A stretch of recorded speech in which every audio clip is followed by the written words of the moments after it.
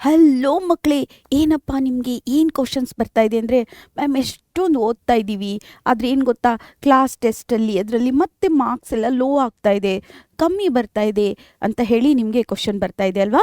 Okay ಮಕ್ಕಳೇ, ಏನು ಗೊತ್ತಾ, ನೀವು ಯಾಕೆ ಮಾರ್ಕ್ಸು ಲೋ ಆಗ್ತಾ ಇದೆ ಅಂತ ಹೇಳಿ ನೀವು ಕೂತ್ಕೊಂಡು ಒಂದು ಸ್ಟ್ರಾಟಜಿನ ಮಾಡಬೇಕು. ಯಾವ ಸ್ಟ್ರಾಟಜಿಗಳನ್ನು ಮಾಡಬೇಕು, ಹೇಗೆ ಅದನ್ನು ಓವರ್ಕಮ್ ಮಾಡಬೇಕು ಅಂದರೆ, ಮಾರ್ಕ್ಸ್ ಲೋ ಇರೋದನ್ನ ಹೈ ಹೇಗೆ ಮಾಡ್ಕೊಳ್ಳೋದು. ಮ್ಯಾಮ್ ನಾನು ತುಂಬ ಓದ್ತೀನಿ ಮ್ಯಾಮ್, ನಾನು 5 o'clock ಎದ್ದು ಓದ್ತೀನಿ, ನಾನು ವೀಡಿಯೋಸ್ ನೋಡ್ತಿದ್ದೀನಿ, ಮತ್ತು ನನಗೆ ಸ್ಕೂಲಲ್ಲಿ ಹೇಳೋದು ಅರ್ಥ ಆಗ್ತಾ ಇದೆ, ಆದರೂ ಕೂಡ ನನಗೆ ಕ್ಲಾಸಲ್ಲಿ ಏನಾದರೂ ಟೆಸ್ಟ್ ತೊಗೊಂಡ್ರೆ ಮಾರ್ಕ್ಸು ಲೋ ಆಗ್ತಾ ಇದೆ ಅಂತ ಹೇಳಿ ನಿಮಗೆ ಕ್ವಶನ್ಸ್ ಇರುತ್ತಲ್ವ. ಅದಕ್ಕೋಸ್ಕರ ನಾನು ಒಂದು ಸೊಲ್ಯೂಷನನ್ನು ತೊಗೊಂಡು ಬಂದಿದ್ದೀನಿ ಮಕ್ಕಳೇ. ಹಾಗಿದ್ರೆ ಈ ಒಂದು ಸೊಲ್ಯೂಷನ್ ನಿಮ್ಗೆ ಇಷ್ಟ ಆಗುತ್ತೆ ಅಂತ ಅಂದ್ಕೊಳ್ತೀನಿ. ಇಷ್ಟ ಆದರೆ ಏನು ಮಾಡಿ ಗೊತ್ತಾ, ಫಸ್ಟ್ ಲೈಕ್ ಮಾಡಿಬಿಡಿ, ಈ ಕ್ಲಾಸನ್ನು ಲೈಕ್ ಮಾಡಿಬಿಡಿ. ಹಾಗೆಯೇ ಈ ತರಗತಿಗೆ ನಿಮ್ಗೆಲ್ಲರಿಗೂ ಮತ್ತೊಮ್ಮೆ ಸ್ವಾಗತವನ್ನು ಬಯಸ್ತಾ, ನಾನು ನಿಮ್ಮ ಕನ್ನಡ ಶಿಕ್ಷಕಿ ವಾಣಿ ಕುಲಕರ್ಣಿ ಏನು ಮಾಡ್ತಾ ಇದ್ದೀನಿ ಅಂತ ಹೇಳಿದ್ರೆ, ಈ ಒಂದು ಕ್ಲಾಸಲ್ಲಿ ಹೇಳ್ತಾ ಇದ್ದೀನಿ ಅಂತಂದರೆ, ನಿಮಗೆ ಸ್ಟಡಿ ಹಾರ್ಡ್ ಮಾಡಿದರೂ ಕೂಡ ನಿಮಗೆ ಯಾಕೆ ಮಾರ್ಕ್ಸು ಲೋ ಆಗ್ತಾ ಇದೆ, ಅದನ್ನು ಹೇಗೆ ಓವರ್ಕಮ್ ಮಾಡಬೇಕು ಅನ್ನೋದನ್ನು ಹೇಳ್ಕೊಡ್ತಾ ಇದ್ದೀನಿ.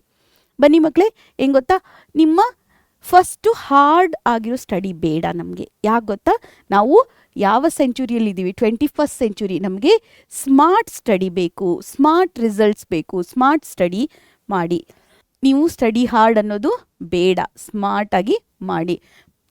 ಓಕೆ, ನೆಕ್ಸ್ಟ್ ಏನು ಗೊತ್ತಾ, ರೀಡಿಂಗ್ ಅಗೇನ್ ಆ್ಯಂಡ್ ಅಗೇನ್, ಅದನ್ನೇ ಓದ್ತಾ ಇದ್ರೆ ನಿಮಗೆ ಏನೂ ಆಗಲ್ಲ, ತುಂಬ ಓದಿದ್ರೂ ಬರಲ್ಲ.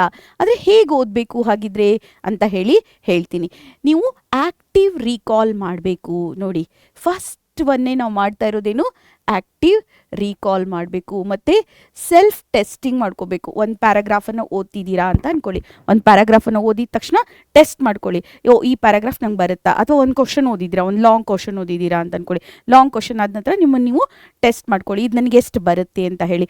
ಅದನ್ನು ನೋಡ್ದೇ ಒಂದು 20% to 30% ಫಸ್ಟ್ ಟೈಮ್ ಬಂದರೆ ಸಾಕು, ನಿಮ್ಗೆ ಎಷ್ಟೊಂದು ಬಂದಿದೆ ಅಂತ ಗೊತ್ತಾಗುತ್ತೆ. ಇಲ್ಲ ಮ್ಯಾಮ್ ನಾನು 50% ಬರಿತಾ ಇದ್ದೀನಿ, 100%, that's well and good. Okay, ಮತ್ತು ರೈಟಿಂಗ್ ಪ್ರಾಕ್ಟೀಸ್ ಮಾಡಿ, ಅಂದರೆ ನೀವು ಓದಿರೋದನ್ನ ರೈಟ್ ಮಾಡಿ ಪ್ರಾಕ್ಟೀಸ್ ಮಾಡಿ. ಮತ್ತು ಹೈಲೈಟಿಂಗ್ ಎವ್ರಿಥಿಂಗು, ಅದೆಲ್ಲ ಹಳೆ ಮೆಥಡ್ ಆಯಿತು. ಹೈಲೈಟ್ ಮಾಡೋದು, ವಾಚಿಂಗ್ ವೀಡಿಯೋಸ್ ಓನ್ಲಿ, ಅದೆಲ್ಲ ಆಗಲ್ಲ. ಬರೀ ವಿಡಿಯೋ ವಾಚ್ ಮಾಡೋದ್ರಿಂದ ಏನಾಗುತ್ತೆ ಗೊತ್ತಾ, ಬರೀ ಆ ವಿಡಿಯೋ ನೋಡಿದಾಗ ನೆನಪಿರುತ್ತೆ. ಆದರೆ ನೀವು ವಿಡಿಯೋ ಕೂಡ ವಾಚ್ ಮಾಡೋದಕ್ಕೊಂದು ಮೆಥಡ್ ಇದೆ ಮಕ್ಕಳೇ. ವಿಡಿಯೋ ನೋಡಬೇಕು, ಪಾಸ್ ಮಾಡಬೇಕು, ಅಲ್ಲಿ ಯಾವ್ಯಾವ ಕ್ವಶನ್ ಬರುತ್ತೆ ಅಂತ ಹೇಳಿ ತೆಗಿಬೇಕು. ಹೀಗೆ ಮಾಡೋದ್ರಿಂದ ನೀವು ಆರಾಮಾಗಿ ಏನು ಮಾಡ್ಬೋದು, ಓವರ್ಕಮ್ ಮಾಡ್ಬೋದು. ನೆಕ್ಸ್ಟ್ ಏನು ಗೊತ್ತಾ ಮಕ್ಕಳೇ, ಸೆಕೆಂಡ್ ಮಿಸ್ಟೇಕ್ ಏನು ಗೊತ್ತಾ, ನೀವು ಯಾವಾಗಲೂ ಏನು ಗೊತ್ತಾ, ಇಲ್ಲಿ ಮಿಸ್ಟೇಕ್ 2 ಅಂತ ಮಾಡ್ಕೊಳ್ಳಿ, ಇದು 1 ಆಗಿದೆ, 2 ಮಾಡ್ಕೊಳ್ಳಿ. ಇಲ್ಲಿ ಪ್ಯಾಸಿವ್ ಸ್ಟಡಿಯಿಂಗ್ ಮಾಡ್ತೀವಿ.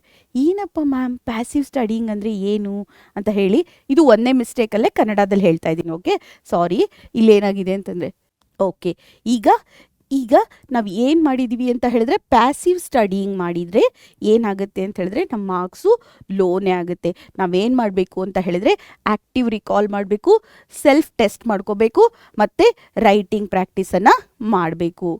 ಸೆಕೆಂಡ್ ಏನಪ್ಪ ಅಂತ ಹೇಳಿದರೆ, ನೀವೇನು ಗೊತ್ತಾ, ಇಲ್ಲಿ ನೆನಪಿನಿಂದ ಬರೀಬೇಕು ಅಂತ ಹೇಳ್ತಾರೆ. ನೆನಪಿಂದ ಬರೆಯೋದು ಅಂತಂದರೆ ಸೇಮ್ ಥಿಂಗೆ ಕನ್ನಡದಲ್ಲಿ ಹೇಳ್ತಾ ಇದ್ದೀನಿ ಅಷ್ಟೇ. ಇಂಗ್ಲೀಷಲ್ಲಿ ಹೇಳಿದ್ನಲ್ಲ, ಸ್ವಲ್ಪ ಕನ್ನಡ ಮಕ್ಕಳಿಗೂ ಗೊತ್ತಾಗಲಿ ಅಂತ ಹೇಳ್ತಾ ಇದ್ದೀನಿ. ನೀವು ಯಾವ ಪ್ಯಾರಾಗ್ರಾಫನ್ನು ಓದಿರ್ತೀರಾ ಆ ಪ್ಯಾರಾಗ್ರಾಫನ್ನು ನೆನ್ಪಿಟ್ಕೊಂಡು ನೀಟಾಗಿ ಬರೆಯೋದಕ್ಕೆ ಟ್ರೈ ಮಾಡಿ. ಈಗಾಗಲೇ ಹೇಳಿದ್ನಲ್ಲ, ಒಂದು ಲಾಂಗ್ ಆನ್ಸರ್ ಓದಿದ್ದೀರಾ ಅಂದ್ಕೊಳ್ಳಿ, ಅದೊಂದು 10 to 12 ಲೈನು 15 ಲೈನೋ ಇದೆ.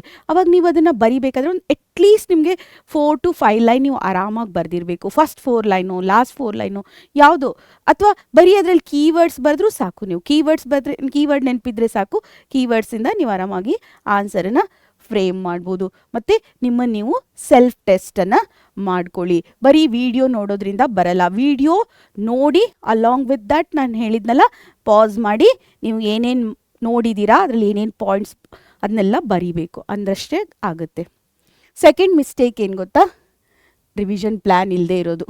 ಏನಪ್ಪ ರಿವಿಷನ್ ಪ್ಲ್ಯಾನ್ ಯಾಕಿಲ್ಲ ಅಂತ ಹೇಳಿದರೆ, ನೀವು ರಿವಿಷನ್ ಪ್ಲ್ಯಾನನ್ನು ಮಾಡದೇ ಇದ್ದರೆ ಆಗಲ್ಲ. ಹೇಗೆ ರಿವಿಷನ್ ಮಾಡಬೇಕು ಅಂತ ಹೇಳಿದರೆ, ಫಸ್ಟ್ ಡೇ ಒಂದು ಸತಿ ಓದಬೇಕು, ನೆಕ್ಸ್ಟು 7th ಡೇ ಮತ್ತೊಮ್ಮೆ ರಿವಿಷನ್ ಮಾಡಬೇಕು, ಮತ್ತು 30th ಡೇ ಕೂಡ ರಿವಿಷನ್ ಮಾಡಬೇಕು. ಇದು ಒಂದು ಮೆಥಡ್. ಇದೇ ಮೆಥಡಲ್ಲಿ ಮಾಡಬೇಕಾ? ಇಲ್ಲ, 1-4-7 ರೂಲ್ ಈ ಥರನೂ ಮಾಡ್ಬೋದು. ದಿಸ್ ಈಸ್ ಆಲ್ಸೋ ತುಂಬಾ ಸೈಂಟಿಫಿಕ್ಲಿ ಪ್ರೂವ್ ಆಗಿರೋಂಥ ರೂಲ್ ಇದು. ನಾನು ಯಾವಾಗಲೂ ಹೇಳ್ತಾ ಇರ್ತೀನಿ, 1-4-7 ರೂಲ್ ಅಂತೇಳಿ. ಫಸ್ಟ್ ಡೇ ಚೆನ್ನಾಗಿ ತುಂಬ ಜಾಸ್ತಿ ಫೋಕಸ್ ಮಾಡಿ ಓದಿ.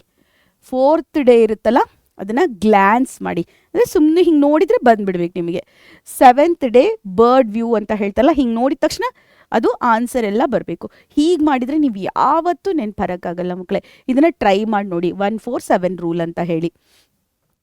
ಓಕೆ, ಇಲ್ಲಿ ನೋಡಿ ಇದನ್ನೇ ಮತ್ತೆ ಕನ್ನಡದಲ್ಲಿ ಹೇಳ್ತಾ ಇದ್ದೀನಿ. ಫಸ್ಟ್ ಏನು ಮಾಡಿ, ಒಂದಿನ ಮನನ ಮಾಡ್ಕೊಳ್ಳಿ. 7th ಡೇ ಮನನ ಮಾಡ್ಕೊಳ್ಳಿ, ಅಂದರೆ ಡೇ 1 ಡೇ 7 ಅಂತ ಹೇಳಿ. ಮತ್ತು 30th ಡೇ ಮಾಡಿ.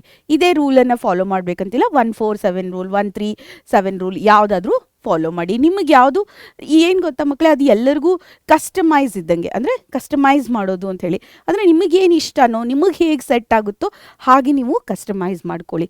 ಅದರಿಂದ ನಿಮ್ಮ ಮಾರ್ಕ್ಸು ಚೆನ್ನಾಗಿ ಬರುತ್ತೆ. ಇಲ್ಲಿ mistake 3, not solving the question paper. ನೋಡಿ, ಕ್ವಶನ್ ಪೇಪರ್ನ ಸಾಲ್ವ್ ಮಾಡದೇ ಇದ್ದರೆ, ಮಾಕ್ ಟೆಸ್ಟ್ನ ಪ್ರಾಕ್ಟೀಸ್ ಮಾಡದೇ ಇದ್ದರೆ ಬರಲ್ಲ. ನೀವು ಕ್ವಶನ್ ಪೇಪರ್ನ ಸಾಲ್ವ್ ಮಾಡಬೇಕು. ಮಾಕ್ ಟೆಸ್ಟ್ನ ನೀವೇನು ಮಾಡಬೇಕು ಅಂತ ಹೇಳಿದ್ರೆ, ಮಾಕ್ ಟೆಸ್ಟ್ಗಳಿರುತ್ತಲ್ಲ ಅವುಗಳನ್ನು ತಗೋತಾ ಇರಬೇಕು, ಪ್ರಾಕ್ಟೀಸ್ ಮಾಡ್ತಾ ಇರಬೇಕು. ಅದರಿಂದ ನಿಮಗೆ ಈಸಿ ಆಗುತ್ತೆ. PYQಸನ್ನು ಸಾಲ್ವ್ ಮಾಡಿ, ಆನ್ಸರ್ನ ರೈಟ್ ಮಾಡಿ, ಪ್ರಾಕ್ಟೀಸ್ ದ ಟೆಸ್ಟ್ ಕೂಡ ಪ್ರಾಕ್ಟೀಸ್ ಮಾಡಿ. ಹೆಂಗೆ ಮ್ಯಾಮ್ ಟೆಸ್ಟ್ಗಳನ್ನು ಪ್ರಾಕ್ಟೀಸ್ ಮಾಡೋದು ಅಂತ ಹೇಳಿದ್ರೆ, ನಾವು CT ಅಂತ ಹೇಳಿ ನಮ್ಮ ಪ್ರಥಮದಲ್ಲಿ ನಾವು ಏನು ಮಾಡಿದ್ವಿ, CT ಅಂತ ಕೊಟ್ಟಿದ್ದೀವಿ, ಕ್ಲಾಸ್ ಟೆಸ್ಟ್ ಅಂತ.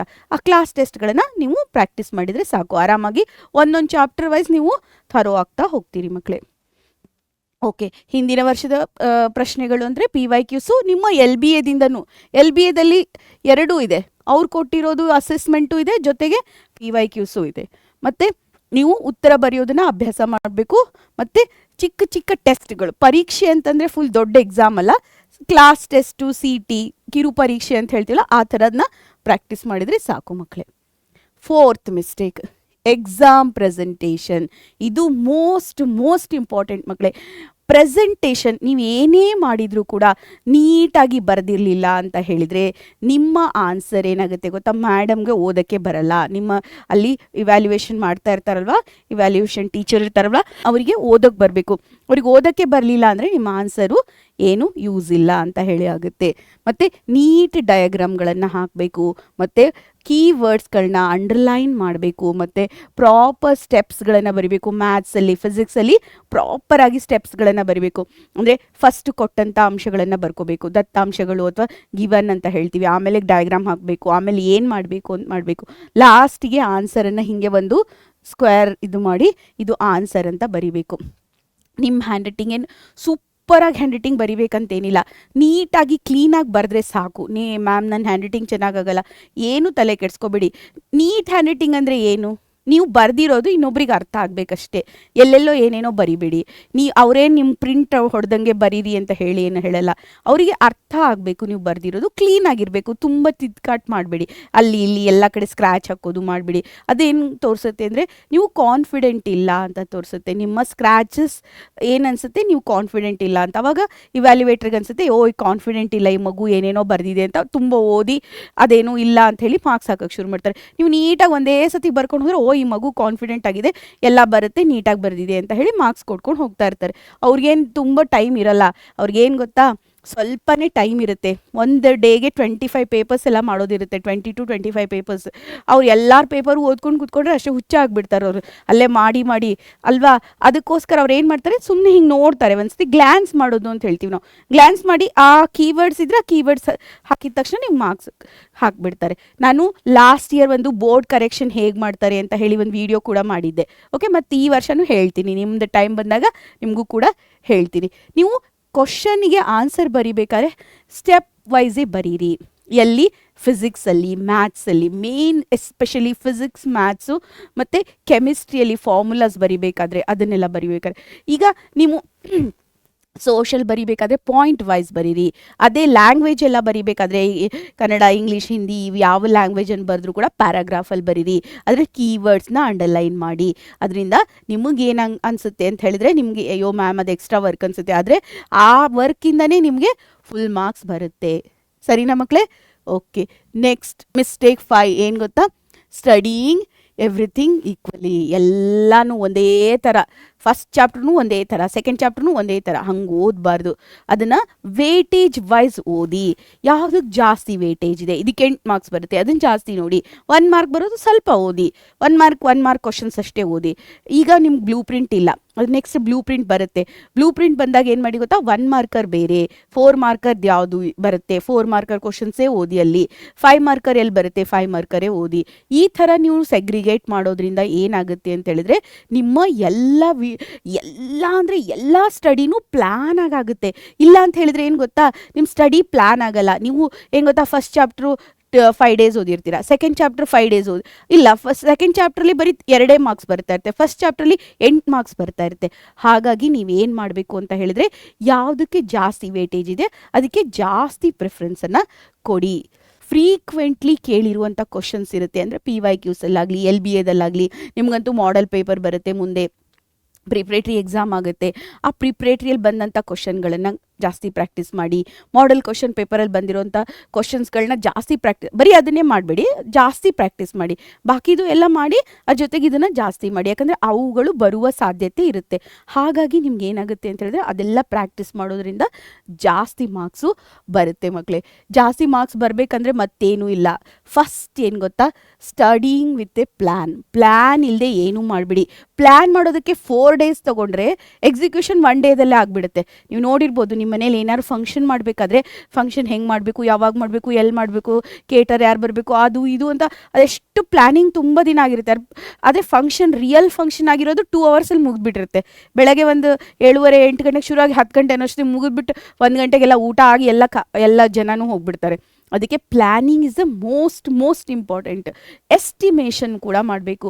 ಟೈಮ್ ಎಸ್ಟಿಮೇಷನ್ ಅಂದರೆ ಇದಕ್ಕೆ ಎಷ್ಟು ಟೈಮ್ ಬೇಕು ಅಂತ ಹೇಳಿ ನೀವು ಎಸ್ಟಿಮೇಟ್ ಒಂದು ಅಂದಾಜು ಮಾಡಬೇಕು. ಮ್ಯಾಮ್ ಎಕ್ಯುರೇಟಾಗಿ ಪಾಯಿಂಟ್ ಹಾಗೆ 14 ನಿಮಿಷ 27 ಸೆಕೆಂಡು 32 ಇದು ಹಂಗೇನು ಬೇಕಾಗಿಲ್ಲ. ಜಸ್ಟ್ ಒಂದು 20 ಮಿನಿಟ್ಸಲ್ಲಿ ಇದನ್ನು ಮುಗಿಸ್ತೀನಿ. ನಿಮಗೆ ಗೊತ್ತಿರ್ಬೋದು, ಎಲಾನ್ ಮಸ್ಕ್ ಒಂದು ಮಾತನ್ನು ಹೇಳ್ತಾರೆ, ಯಾವಾಗಲೂ ಹೇಳ್ತಿರ್ತಾರೆ, ಏನು ಗೊತ್ತಾ, ನಾವು ಯಾವ ಕೆಲಸಕ್ಕೆ ಎಷ್ಟು ಟೈಮನ್ನು ಕೊಡ್ತೀವಿ ನಾವು ಅಷ್ಟೇ ಟೈಮನ್ನು ತಗೊಳ್ತೀವಂತೆ. ಅದು ನಮ್ಮ ಸೈಕಾಲಜಿ ಅಂತೆ, ಹ್ಯೂಮನ್ ಸೈಕಾಲಜಿ ಅಂತೆ ಯಾವಾಗಲೂ ಹೇಳ್ತಾ ಇರ್ತಾರೆ ಅವರು. ಎಲಾನ್ ಮಸ್ಕ್ ಗೊತ್ತಲ್ವ ನಿಮಗೆಲ್ಲರಿಗೂ? ಓಕೆ, ಏನು ಗೊತ್ತಾ, ಅವರು ಯಾವ್ದಾದ್ರು ಮನೆ ಕ್ಲೀನ್ ಮಾಡೋದಕ್ಕೆ ನಾವೀಗ 25 ಡೇಸ್ ಕೊಟ್ಟರೆ 25 ಡೇಸೇ ತೊಗೋತೀವಂತೆ. ಅದೇ 1 ಡೇ ಕೊಟ್ಟರೆ 1 ಡೇದಲ್ಲೇ ಮುಗಿಸ್ತೀವಂತೆ. ಅದಕ್ಕೆ ನಾವು ಅದನ್ನು ಏನು ಮಾಡಬೇಕು, ನಮ್ಮ ಸ್ಟಡಿ ಪ್ಲ್ಯಾನನ್ನು ಕೂಡ ಹಾಗೆ ಶಿಫ್ಟ್ ಮಾಡಬೇಕು. ಇದನ್ನು ನಾನು 30 ಮಿನಿಟ್ಸಲ್ಲಿ ಮುಗಿಸ್ತೀನಿ, ಇದನ್ನು 1 ಅವರಲ್ಲಿ ಮುಗಿಸ್ತೀನಿ, ಇದನ್ನು 1 ಡೇಯಲ್ಲೇ ಮುಗಿಸ್ಬಿಡ್ತೀನಿ. ಈ ಥರ ನೀವು ಏನು ಮಾಡಬೇಕು, ನಿಮ್ಮನ್ನು ನೀವು ರಿಸ್ಟ್ರಿಕ್ಟ್ ಮಾಡ್ಕೋಬೇಕು, ಪ್ಲ್ಯಾನ್ ಮಾಡಬೇಕು, ಎಸ್ಟಿಮೇಟ್ ಮಾಡಬೇಕು ಮಕ್ಕಳೇ. ಹಾಗೆಯೇ ರಿವೈಸ್ ರೆಗ್ಯುಲರ್ಲಿ.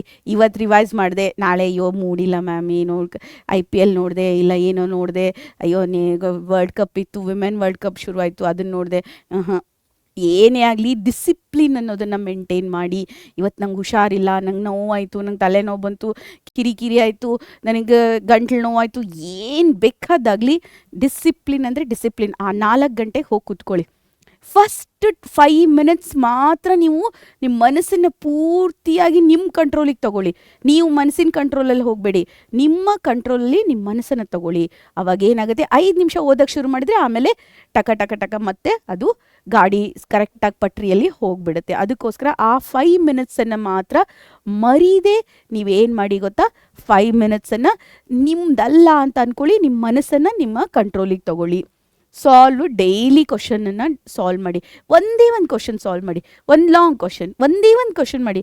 ಒಂದು ಮಾಡಿದರೂ ಕೂಡ ನೀವು 300 ಡೇಸ್ಗೆ 300 ಕ್ವಶನ್ಸನ್ನು ಮಾಡಿಬಿಟ್ಟಿರ್ತೀರ. ಹಾಗಾಗಿ ಒಂದಿನಕ್ಕೆ ಒಂದಾದರೂ ಒಂದು ಡೈಲಿ ಕ್ವಶನನ್ನು ಸಾಲ್ವ್ ಮಾಡಿ. ಆಮೇಲೆ ಅನಲೈಸ್ ದ ಮಿಸ್ಟೇಕ್. ನಿಮ್ಮ ಮಿಸ್ಟೇಕ್ ಏನಿದೆ, ನೀವು ಎಲ್ಲಿ ಎಡುತ್ತಾ ಇದ್ದೀರಾ, ನಿಮ್ಗೆ ಎಲ್ಲಿ ಇಶ್ಯೂ ಆಗ್ತಾ ಇದೆಯಾ ಅದನ್ನು ಅನಲೈಸ್ ಮಾಡಿ. ಈಗ ನಿಮ್ಗೆ ಹ್ಯಾಂಡ್ ರೈಟಿಂಗ್ ಬರೆಯೋದಕ್ಕೆ, ಫಾಸ್ಟಾಗಿ ಹ್ಯಾಂಡ್ ರೈಟಿಂಗ್ ಬರೆಯೋದಕ್ಕೆ ಕಷ್ಟ ಆಗ್ತಾ ಇದೆಯಾ, ಓಕೆ. ಅಥವಾ ನಿಮ್ಗೆ ಥಿಂಕ್ ಮಾಡೋದಕ್ಕೆ ಕಷ್ಟ ಆಗ್ತಾ ಇದೆಯಾ, ಅಥವಾ ನೀವು ಬರೀತಾ ಇರೋದಕ್ಕೆ ಕಷ್ಟ ಆಗ್ತಾ ಇದೆಯಾ, ನಿಮ್ಗೆ ಯಾವುದು ಕಷ್ಟ ಆಗ್ತಾ ಇದೆ ಅದನ್ನು ನೋಡಿ ಅನಲೈಸ್ ಮಾಡ್ಕೊಳ್ಳಿ. ಮತ್ತು ಫೋಕಸ್ ಆನ್ ವೀಕ್ ಏರಿಯಾ. ನಿಮಗೆ ಈಗ ಯಾವುದೋ ಒಂದು ಚಾಪ್ಟರ್ ಇರುತ್ತೆ, ಟ್ರಿಗ್ನೋಮೆಟ್ರಿ ಬರುತ್ತೆ ಅಂತ ಅಂದ್ಕೊಳ್ಳಿ, ತುಂಬ ಕಷ್ಟ ಮ್ಯಾಮ್ ಟ್ರಿಗ್ನೋಮೆಟ್ರಿಯಲ್ಲಿ. ಅಥವಾ ಎಲೆಕ್ಟ್ರಿಸಿಟಿ ಚಾಪ್ಟರ್ ಬರುತ್ತೆ ಫಿಸಿಕ್ಸಲ್ಲಿ, ಅಯ್ಯೋ ಕಷ್ಟ ಮ್ಯಾಮ್. ಆ ಚಾಪ್ಟರ್ಗಳನ್ನ ತುಂಬ ಜಾಸ್ತಿ ಸತಿ ಮಾಡಿ. ಇವನ್ನೆಲ್ಲ ಒಂದು ಸತಿ ಓದಿದರೆ ಅದನ್ನು 3 ಸತಿ ಓದಿ, ಅಂದರೆ 1:3 ಆ ಥರ ಓದಿ. ಆವಾಗ ಏನಾಗುತ್ತೆ ಅಂತ ಹೇಳಿದ್ರೆ ಅದರಲ್ಲಿರೋ ಭಯ ಎಲ್ಲ ಹೊರಟೋಗುತ್ತೆ. ಅದರಲ್ಲಿರೋ ಕ್ವಶನನ್ನು ಬಿಡಿಸಿ, ಕ್ವಶನನ್ನು ಥರೋ ಆಗಿ, ಆಮೇಲೆ ನೀವು ಯಾರಿಗಾರು ಪ್ರಶ್ನೆ ಕೇಳಿ, ನಿಮ್ಮ ಪ್ರಶ್ನೆ ಕೇಳಿ ಅಂತ ಹೇಳಿ ಅವ್ರಿಗೆ ಪ್ರಶ್ನೆ ಕೇಳಿಸ್ಕೊಳ್ಳಿ. ಅಥವಾ ನಿಮ್ಮ ಫ್ರೆಂಡ್ಸ್ ಎಲ್ಲ ಇರ್ತಾರಲ್ವ, ನನಗೊಂದು ಕ್ವಶನ್ ಕೇಳು ಎಲೆಕ್ಟ್ರಿಸಿಟಿಯಲ್ಲಿ ಅಂತ ಹೇಳಿ ಅವ್ರು ಕೇಳ್ತಾರೆ, ಎಲೆಕ್ಟ್ರಿಸಿಟಿ ಪಾಠದ್ದು. ಅಥವಾ ನೀವು ಟ್ರಿಗ್ನೋಮೆಟ್ರಿಯಲ್ಲಿ ಏನೋ ಒಂದಿರುತ್ತೆ, ಅಥವಾ ಈಗ ವಾಸ್ತವ ಸಂಖ್ಯೆಗಳು ಬಂದಿದೆಯಲ್ಲ ಅದರಲ್ಲೂ ಕೂಡ ವೇಟೇಜ್ ಇದೆ ಅಲ್ವಾ. ಆ ವಾಸ್ತವ ಸಂಖ್ಯೆದಲ್ಲಿ √2ನ ಇರ್ಯಾಷನಲ್ ನಂಬರ್ ಅಂತ ಹೇಗೆ ಪ್ರೂವ್ ಮಾಡೋದು ಅಂತ ಕೇಳಿ ಅದನ್ನು ಪಟಪಟ ಅಂತ ಮಾಡಿ ತೋರಿಸಿ. ಇದೆಲ್ಲ ಮಾಡೋದ್ರಿಂದ ಇವೆಲ್ಲ ಲರ್ನಿಂಗ್ದು ಮತ್ತೊಂದು ಮೆಥಡ್ ಮಕ್ಕಳೇ. ಇವುಗಳನ್ನು ಫಾಲೋ ಮಾಡೋದ್ರಿಂದ ಏನಾಗುತ್ತೆ ಅಂತ ಹೇಳಿದರೆ ನಿಮಗೆ ಲರ್ನಿಂಗ್ ಅನ್ನೋದು ಇಂಟ್ರೆಸ್ಟಿಂಗ್ ಅನ್ನುತ್ತೆ. ನಿಮ್ಗೆ ಯಾವಾಗಲೂ ಇಂಟ್ರೆಸ್ಟಿಂಗ್ ಆಗಿರಬೇಕಲ್ವಾ. ಈಗ ಅದಕ್ಕೆ ಏನು ಮಾಡಿ ಗೊತ್ತಾ, ಬೆಳಗ್ಗೆ ಎದ್ದ ತಕ್ಷಣ ಏನು ಗೊತ್ತಾ, let us learn one good thing ಅಂತ, ಒಂದು ನ್ಯೂ ಥಿಂಗ್, ಒಂದು ಗುಡ್ ಥಿಂಗ್, ಒಂದು ಇಂಟ್ರೆಸ್ಟಿಂಗ್ ಥಿಂಗ್ ಅಂತ ಹೇಳಿ ಹೋಗಿ. ಆವಾಗ ಏನಾಗುತ್ತೆ ಗೊತ್ತಾ, ನಿಮ್ಮ ಕಲಿಕೆ ಅನ್ನೋದು ತುಂಬ ತುಂಬ ಏನಂತ ಹೇಳ್ತೀರ, ನೀರು ಹೆಂಗೆ ಕುಡಿತೀರಲ್ವ, ನೀರು ಕುಡಿದಷ್ಟು ಸುಲಭವಾಗಿ ಅಷ್ಟು ಸುಲಭವಾಗಿರುತ್ತೆ. ನಿಮಗೆ ಯಾವುದೇ ವೀಕ್ ವಿಷಯಗಳು ಇರೋದೇ ಇಲ್ಲ. ಎಂಡ್ ಆಫ್ ದ ಇಯರ್ ಅನ್ನೋಷ್ಟೊತ್ತಿಗೆ ನೀವು ಬರ್ತೀರಲ್ವ, ನೀವು ಪ್ರಿಪ್ರೇಟ್ರಿ ಎಕ್ಸಾಮ್ ಅನ್ನೋಷ್ಟೊತ್ತಿಗೆ ನಿಮ್ಮ ಜಾನಲ್ಲಿ ಪ್ರಿಪ್ರೇಟ್ರಿ ಬರುತ್ತೆ, ಫಸ್ಟ್ ಪ್ರಿಪ್ರೇಟ್ರಿ. ಅಷ್ಟೊತ್ತಿಗೆ ನಿಮ್ಗೆ ಗೊತ್ತಿರುತ್ತೆ, ಅಯ್ಯೋ ಬಿಡಿ ಮ್ಯಾಮ್ ಪೇಪರ ಇವತ್ತೇ ಕೊಡಲಿ, ಈಗಲೇ ಬರ್ದು ಹಾಕ್ತೀನಿ ಅಂತ ಹೇಳ್ತೀರಾ. ಇಲ್ಲ ಮ್ಯಾಮ್ ಇನ್ನೊಂದು ಅರ್ಧ ಅವರಿಗೆ ಕೊಟ್ಟರು ನಾನು ಬರಿತೀನಿ. ಆ ಕಾನ್ಫಿಡೆನ್ಸನ್ನು ತಂದ್ಕೊಳ್ಳಿ, ನಿಮ್ಮಲ್ಲಿ ಆತ್ಮವಿಶ್ವಾಸವನ್ನು ಬೆಳೆಸ್ಕೊಳ್ಳಿ. ಮತ್ತು ಎವ್ರಿ ಡೇ ಡಿಸಿಪ್ಲಿನ್ ಆಗಿ ಸ್ಟಡಿ ಮಾಡಿ. ಡಿಸಿಪ್ಲಿನ್ ಆಗಿ ಸ್ಟಡಿ ಮಾಡೋದ್ರಿಂದ ಮಾತ್ರನೇ ನಿಮಗೆ ಸಕ್ಸಸ್ ಸಿಗೋದು. ನೀವು ಇಲ್ಲ ಇವತ್ತೊಂದು ದಿವಸ, ನಾಳೆ ಒಂದು ದಿವಸ, ಹುಣ್ಣಿಮೆಗೊಂದು ದಿವಸ, ಅಮಾವಾಸ್ಯೆಗೊಂದು ದಿವಸ ಮಾಡ್ತೀನಿ ಮ್ಯಾಮ್ ಅಂದರೆ ಹಾಗಾದರೆ ಆಗಲ್ಲ. ಓಕೆ, ಇಲ್ಲಿ ನೋಡಿ, formula for the better marks ಏನು ಗೊತ್ತಾ, learn, revise, practice, test, improve. Learn ಮಾಡಿ, ರಿವೈಸ್ ಮಾಡಿ, ಈ ಮಂತ್ರನ ಬಿಡಬೇಡಿ. Learn, revise, practice, test, improve. ಕರೆಕ್ಟಾ? ಓಕೆ, ಕಲೀರಿ, ಪುನರಾವಲೋಕನ ಮಾಡಿ, ಅಭ್ಯಾಸ ಮಾಡಿ, ಪರೀಕ್ಷಿಸಿ, ಸುಧಾರಿಸಿಕೊಳ್ಳಿ ಕನ್ನಡದಲ್ಲಿ. Okay, learn, practice, learn, revise, practice, next test, improve. ಸರಿನಾ ಮಕ್ಕಳೇ? ಇದು ಮಾಡೋದ್ರಿಂದ, ಈ ಫಾರ್ಮುಲಾನ ಮನಸ್ಸಲ್ಲಿ ಇಟ್ಕೊಂಬಿಡಿ. ಇದನ್ನು ಮಾಡೋದ್ರಿಂದ ನಿಮ್ಮ ಮಾರ್ಕ್ಸು ಲೋ ಇಂದ ಹೈಗೆ ಬರುತ್ತೆ. ನೀವು ಏನು ಗೊತ್ತಾ, ನೀವು ಏನು ಓದಿದ್ದೀರಾ ಅದೆಲ್ಲ ನಿಮಗೆ ಸರಿಯಾಗಿ ನೆನಪು ಬರುತ್ತೆ. ಓಕೆನಾ? ಇಲ್ಲಿ ನೋಡಿ, ಮಾರ್ಕ್ಸು ಡೋಂಟ್ ಮೆಷರ್, ನಿಮ್ಮ ಎಫರ್ಟ್ ಇರುತ್ತಲ್ಲ, ನೀವು ಹಾಕಿರೋಂಥ ಎಫರ್ಟ್ ಇದೆಯಲ್ಲ ಅದು ಮ್ಯಾಟ್ರ್ ಆಗುತ್ತೆ ಮಕ್ಕಳೇ. ಯಾವಾಗಲೂ ಮಾರ್ಕ್ಸ್ನ ಎಲ್ಲೋ ನೋಡ್ಕೊಂಡು ಬರದೆ, ಅಲ್ಲಿಂದ ಬರದೆ, ಇಲ್ಲಿಂದ, ಅದರಿಂದ ಮಾರ್ಕ್ಸ್ ಬರಲ್ಲ. ನೀವು ಹಾಕಿರೋ ಎಫರ್ಟ್ ಇದೆಯಲ್ಲ, ಆ ಎಫರ್ಟು ನಿಮಗೆ ಹೆಲ್ಪ್ ಆಗುತ್ತೆ ಮುಂದೆ. ನಿಮಗೆ ನೀವೇನು ಗೊತ್ತಾ, SSLC ಅನ್ನೋದು ಒಂದು ಸಣ್ಣ ಎಕ್ಸಾಮ್ ಅಂತ ಇಟ್ಕೊಳ್ಳಿ. ಇದಕ್ಕಿಂತ ದೊಡ್ಡ ದೊಡ್ಡ ಎಕ್ಸಾಮ್ಗಳಿದೆ. ಆ ಎಕ್ಸಾಮು, ಲೈಫ್ ಅನ್ನೋ ಎಕ್ಸಾಮಿಗೆ ನಿಮ್ಮನ್ನು ನೀವು ಪ್ರಿಪೇರ್ ಮಾಡ್ಕೊಳ್ಳಿ. ನೀವು ಇದೆಲ್ಲ ಚಿಕ್ಕದು, ಇದೆಲ್ಲ school exam, class exam, SSLC, PUC ಇದೆಲ್ಲ ಚಿಕ್ಕದು.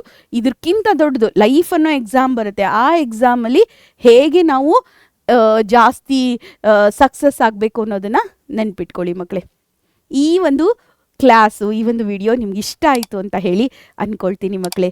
ಇಷ್ಟ ಆದರೆ ಏನು ಮಾಡಿ ಗೊತ್ತಾ, ಮರೀದೆ ನಮ್ಮ ಪರೀಕ್ಷೆ ಚಾನಲನ್ನು ಸಬ್ಸ್ಕ್ರೈಬ್ ಮಾಡಿ. ಹಾಗೆ ನಾನು ನಿಮ್ಮ ಕನ್ನಡ ಶಿಕ್ಷಕಿ ವಾಣಿ ಕುಲಕರ್ಣಿ. ಈ ತರಗತಿಯನ್ನು, ಈ ಕ್ಲಾಸನ್ನು ಇಲ್ಲೇ ಮುಗಿಸ್ತಾ ಇದ್ದೀನಿ. ನನ್ನ ಜೊತೆ ಸ್ಟೇ ಟ್ಯೂನ್ ಆಗಿರಿ ಮಕ್ಕಳೇ.